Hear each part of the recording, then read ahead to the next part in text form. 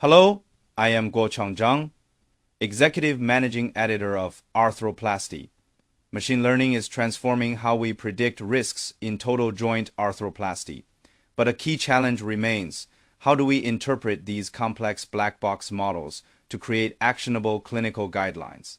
To answer this, a new study compares two powerful interpretability tools. On one hand, we have SHAP, a popular method that excels at explaining individual predictions, telling us why a specific patient is at risk. On the other hand, we have partial dependence plots, or PDPs, which visualize average effects across an entire population. The study asked which method is better for developing broad clinical guidelines.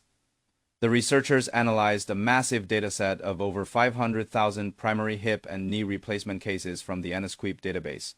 They built machine learning models to predict 30-day complications and then rigorously compared how SHAP and PDP explained the model's decisions. A key finding was the dominance of interaction effects. As this chart shows in orange, interactions between risk factors, like age combined with ASA classification, accounted for nearly half of the model's predictive power. This means risk factors don't act in isolation. They amplify each other. This is where PDPs shone. Unlike SHAP, which gives varying scores for each patient, PDPs provided clear population-level risk curves. For example, look at these plots.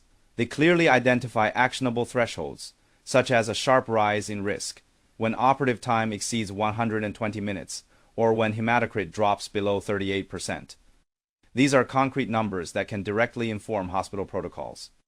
A case comparison illustrates this perfectly. Look at patient C, who had a long surgery of 163 minutes. SHAP assigned this factor a near zero importance score for this specific individual. However, the PDP correctly places this patient in the high-risk zone on the population curve.